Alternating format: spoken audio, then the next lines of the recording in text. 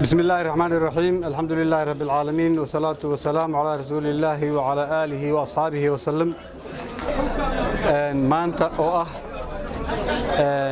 sagaalka bisha May isla markaasna ku beegan afarta bisha Ramadaan waxaan joognaa xabsiga dhexe ee magaalada Muqdisho annaga oo guddoonsiin doona raashin kala duwan iyo geel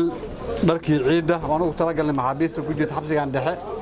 taasoo aan sanad kasta markii ay bilaabato bisha Ramadaan aan guddoonsiino oo ahayn markii ugu horeysay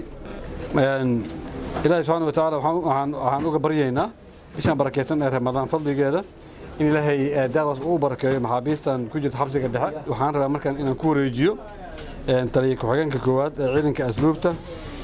General Abdulkarim Ali Afrax inuu naga gudoomo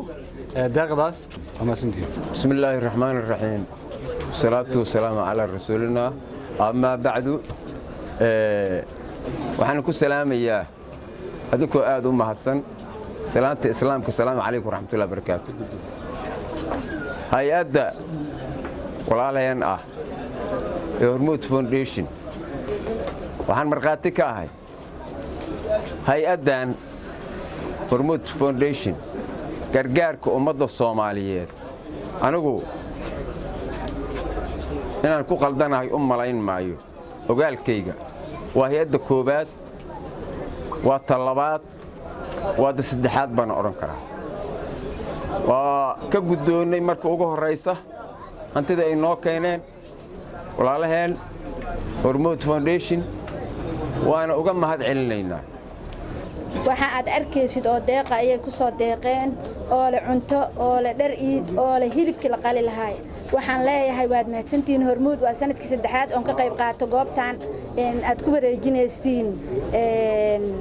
nimcada faraha badan ee ugu tala gasheen walaalihiin xiran idinkoo ka fikiray sida hooyada caruurteeda ugu fikirto waxay cuni lahaayeen iyo halkii ay seexan lahaayeen iyo dharkii ay ku iidi lahaayeen hadii loo keeno cuntadii ay cuni lahaayeen Ramadaanka loo keeno dharkii ay ku iidi lahaayeen waxaan dhihi karaa Hormuud waa hooyo ka fikirtay caruurteedii oo ku xayiran meel kamid ah magaalada Muqdisho taliye waa mahadsantihiin sida aad ii sheeg idinkana u qaabisheen oo u aqbasheen Hormuud mar walbo